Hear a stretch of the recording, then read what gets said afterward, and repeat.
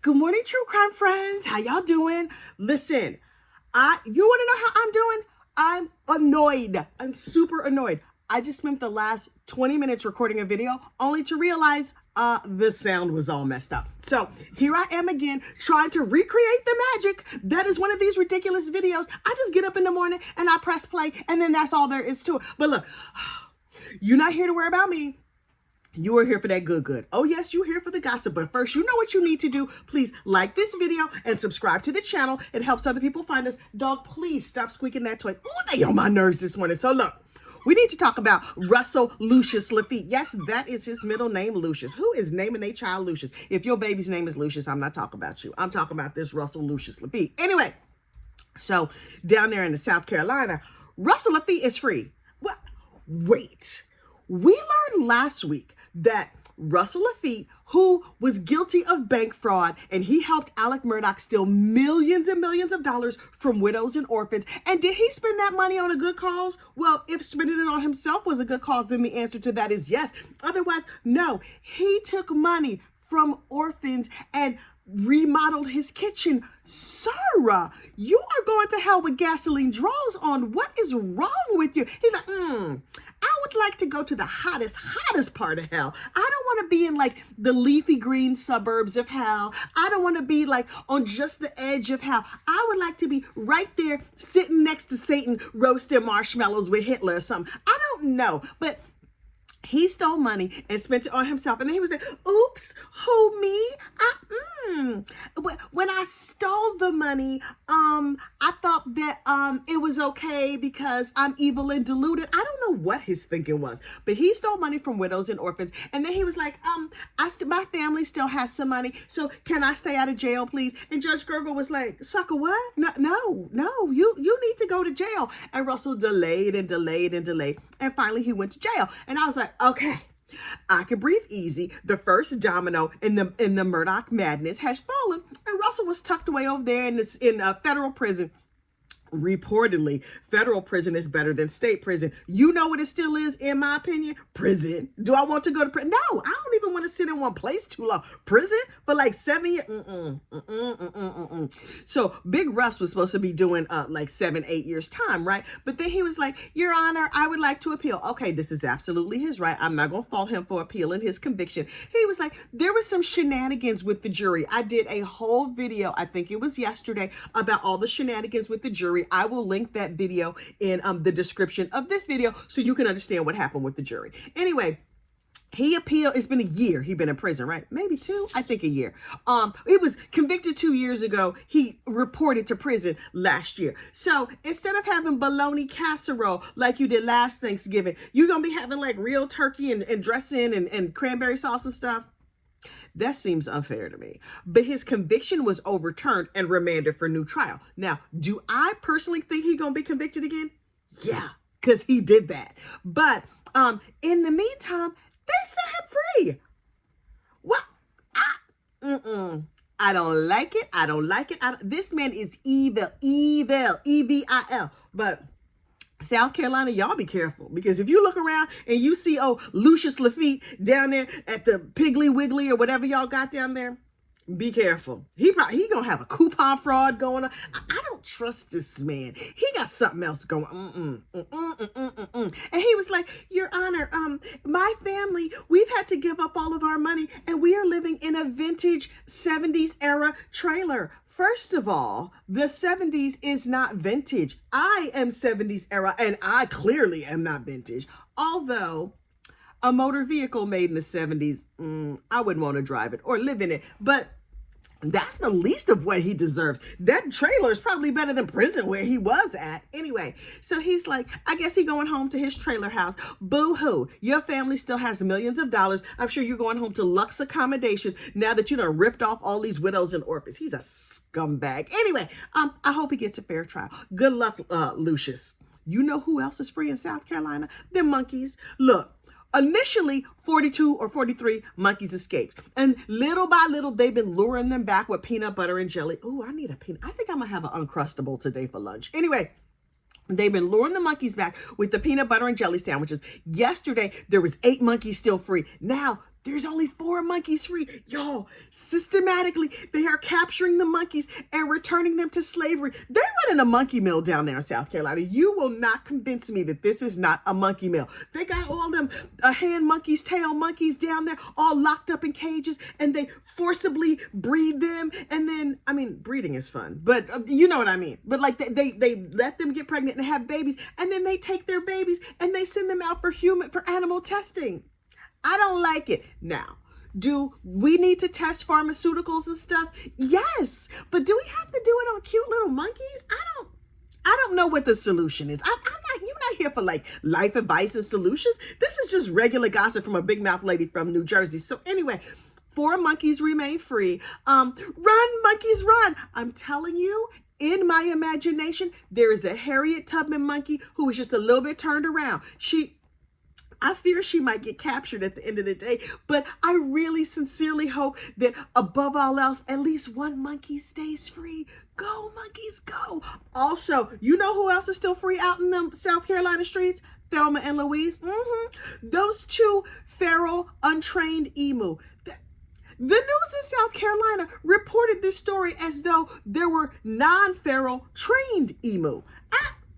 What does a trained emu do? Emu gon' emu. I mean, they just out there living their emu lives. And so, I have decided, because I feel it in my spirit, that those Thelma and Louise was like, girl, did you hear about the monkeys? We got to go help the monkeys. And so they got loose and they're going to go and they're going to help rescue the monkeys. But it's only 2 emu and it was like 8 monkeys. So that would be 4 monkeys on the back of each emu, which those emu could probably accommodate. But now it's only 2 monkeys on the back of each emu, and then they could run off to Georgia or whatever. Now listen, the evil Alpha Genesis Corporation, where the monkeys was living, I mean, maybe they're not entirely evil. I hear they're giving a bunch of jobs to people down there in Yemisi, and it's very important that people have jobs. So maybe they can keep the place open, but not do evil things. So anyway, the evil Alpha Genesis Corporation says, these monkeys are perfectly fine. If you see them, stay away from them. Don't touch them. Lock your windows, lock your doors.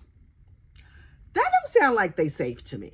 But I hope that Thelma and Louise make their way over to Alpha Genesis over there in the woods behind the factory or whatever, and they pick up Harriet and them other monkeys and ride them to freedom someplace in like Georgia, Florida. I don't know where there's like monkey freedom, but y'all can head up north. Oh, look, people are very, very serious about their pets up north. You could come up here. We would train the emus, or maybe not train them. Let them stay there. They can live in the woods behind my house. I would not mind that at all. Anyway, so South Carolinians, keep your eyes out for some monkeys and some emu and Russell Lafitte. Also, I'm real nervous now that Russell Lafitte is out. Does that mean that Alex can find his way to freedom? I can't even think about it. Also, you'll never convince me that Alex Murdaugh did not have something to do with the monkeys getting free. I don't have facts. You're not here for facts, F-A-C-T-S. You're here for facts, F-A-X. Things I heard, things I feel in my spirit. Anyway, so South Carolina, keep your eyes peeled and be careful, because the emus are dangerous. Listen, in other true crime news, Lori Vallow Daybell refused to go to court yesterday. Oh yeah, she was like, no, my brain might be very ticklish. Maybe I should be living down to the nervous hospital, but I'm not leaving this cell. I'm really, really enjoying Arizona prison. So I'm gonna stay right here. And I was like, you could just make decisions like that? I mean, I think at a certain point, the judge can force you to go to court, but this was a Rule 11 hearing. You know what Rule 11 is? Rule 11 is when they decide, are you crazy or not? I mean, no offense to people who live with mental illness, myself included, but I'm like real, like, you know, anxiety and depression. That's the kind of mental illness that I'm referring to. She got more than that. She was a zombie Mormon. Now listen, we have talked about that before, but we got a lot of new people. So let me just put you up on game. There are 3 levels of Mormonism, right? We love our LDS friends, the good, kind people who go out here and just want to help you out. Now, do they want to convert you? Yes, they always want to convert you. But you can overlook that fact and just take their nice casseroles and go on with your life. So there's 3 levels of Mormonism. First, we have the regular, plain, run-of-the-mill, our Mormon friends who They don't drink coffee. They don't drink alcohol. They go to church and stuff. Like the Relief Society ladies, and they go to young men's and young women. See, I know Mormon things. Anyway, the nice Mormon people, we call them funeral potato Mormons. Those are our friends. We like them. Then there's the better than you Mormons. Now listen, the Mormons have these, but every faith, every path, every sport, everybody has a better than you section. Oh, these people are more Mormon-y than you. They know the Book of Mormon. They think they BFS with Joseph Smith. They know every single thing. They have read and researched every single thing. They know everything there is to know, and they're going to tell you all about it. And they're very, very quick to point out what you're doing wrong and how you're Mormoning wrong. But also, if you're a mother, there's better than you mothers. They're going to point out how you're mothering wrong. If you're a baker, how you're baking wrong. Whatever it is, there's always a better than you sector. There are better than you Mormons, right? And the better than you Mormons are annoying, but like if you talk to them on other topics, they're perfectly normal people and everything is cool. But sometimes the better than you Mormons just slip on over the edge and get to zombie Mormons. Now, zombie Mormons, zombie Mormons feel like that certain people are zombies and Jesus has given them the authority to unfortunately unalive others. So we're fine with funeral potato Mormons. We're annoyed by, but can tolerate better than you Mormons. Them zombie Mormons, no thank you. No, no, no. Don't knock on my door. Don't come to my house. I'm not eating your potatoes. You feel like it's okay to unfortunately unalive people? No, you belong in prison. Lori Vallow Daybell, zombie Mormon. And that is why I can criticize her. Not because she is a Mormon. There's nothing wrong with that. It's because she's an unaliver. We here at Gossip, Rumor, and Innuendo LLC do not advocate the unfortunate unaliving of others. In addition to being a zombie Mormon, she's also out of her rabbit ass mind. She's crazy. Extra strength crazy, right? But you can probably tell that from her unfortunately unaliving people. She unfortunately unalived her children over there in the Idaho region of the United States. That's Idaho, Montana. All that just blends together for me. It's like a lot of square states out in the West. That's Idaho. So she was over there in Idaho, and the court was like, we're going to give you the unalive penalty. Oh, and then there was some technical error or reason. And they're like, okay, we're going to let you stay on this side of glory, but you're going to have to be in prison forever, ever. They told Lori Vallow, your husband, he is also a zombie Mormon, and he's getting the unalive penalty. Now, I don't know how they unalive people over there in Idaho. In my imagination, they just freeze potatoes and stone them because that is a good use of resources. Also, you can unfreeze them potatoes and make a funeral potato casserole. Anyway, so Lori Vallow Daybell was over there she got a life sentence for unfortunately unaliving her children and her new husband's previous wife. Right? And so the people in Arizona, excuse me, we got next. We would like to try her for the unfortunate unaliving of her husband here in Arizona and the attempted unfortunate unaliving of her niece's husband. And so they carted her crazy behind down to Arizona, and they're like, okay, she's like, I would like to be my own lawyer, because keep in mind, this heifer got nothing to lose. Oh, she already doing life in prison. So like, she's like, oh, I'm going to make it fun. I'm just going to hang out in the prison. I'm going to be in the ticklish brain section. And so she was like, I would like to be my own attorney. And they was like, heifer what? We going to file that under heifer what? But because the court is more formal, they don't have like an official heifer what section. They have Rule 11. Are you following me? Anyway, so they got the Rule 11, and they're like, that's when doctors examine your brain and see how ticklish it really is. Can you be here in Gen Pop with the regular criminals, or do you have to go over there to the nervous hospital people for the criminally insane? And she's like, I feel very sane. And they were like, right, but you also thought it was a good idea to unalive people, so heifer, we not gonna go by you. And so she was like, right.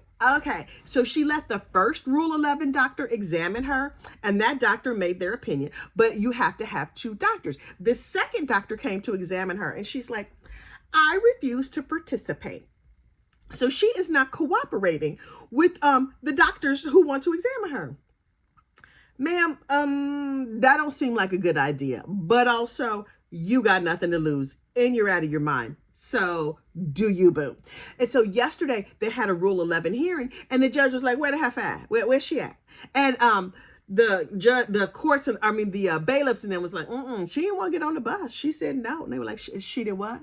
Like, she said she not getting on the bus. She gonna stay here and annoy the people here at the jail. And so they went ahead with the hearing without her, and her lawyers argue she does not have to cooperate if she doesn't want to. Yes, her previous lawyers were like, we don't want nothing else to do with this heifer because she out of her mind. So she has new lawyers, and her new lawyers are like, she can be annoying and refuse to cooperate if she wants to. Okay. Lori got nothing but free time. She has the rest of her life to sit back and enjoy the ticklishness of her very own brain. She was diagnosed with like run-of-the-mill craziness, with hyper-religiality. See, also, she's a zombie Mormon. So Lori has refused to cooperate, and I don't know what's going to happen. I don't know where we go from here. So we're going to see what the court says. Listen, over in the back room, right, in the members only spaces, we've been talking about this book. Okay, I've been talking about this book. There's a book out here that is, think Murder, She Wrote meets Mormon Bishop's Wife. The story is called, the book is called The Bishop's Wife, y'all, by Meddy Ivy Harrison. I am living for this book. First of all, The Bishop's Wife, that's like the preacher down to the Mormon church. The bishop's wife is out here solving crimes. And I'm like, yes, these are my favorite things.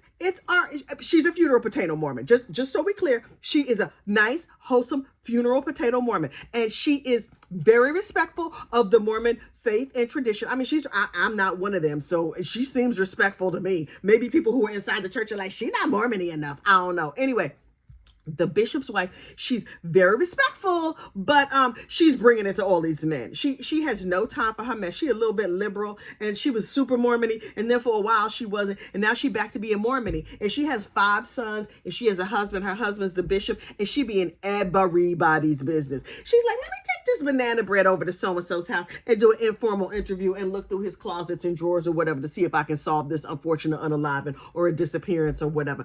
I'm living, but I'm not telling you to buy this book, although I will let you know it is free on Audible. Like, it's part of the Audible, whatever. If you're an Audible member and then you just you get some books for free, this is one of them free Audible books. The Mormon, it's called The Bishop's Wife or The Mormon Bishop's Wife. I think Bishop implies Mormon. The temple is on the cover. You'll see it, The Bishop's Wife. It's a 5-book series. I'm actually now on book 2. Y'all, and book 2, they discovered that one of the leaders of the Mormon church, they're found no longer on this mortal coil. And during the autopsy, they discovered that this man was a biological woman. Y'all, K-Scan the link. Oh, I'm living for the scandal of the entire situation. Okay, so look. So if you want to join us for book club, back over there in the back room, become a member, or just read the book on your own and comment in the comment section. I don't care. You don't have to become a member. It's not that serious. Anyway, listen. I need to get on with the rest of my day. I have plenty of things to do, include working out. Listen, I don't know about you, but my cute does not happen automatically. I definitely have to work at it. So let me get my behind over to the gym. In the meantime, you have a wait. Before I forget, when you watch these videos, do you watch them in regular speed or do you watch them on 2x? Me personally, I watch everything on YouTube on 2x, including my own videos, because when I play it back in 2x, that's how it sounds in my head. When I play it back at normal speed, I'm like, why I talk so slow? But I know for some of y'all, I talk too fast anyway, so 2x is a bit much. But pro tip, try watching these videos on 2x. So fun. Okay, y'all have a great day, and I will talk to you later. Bye.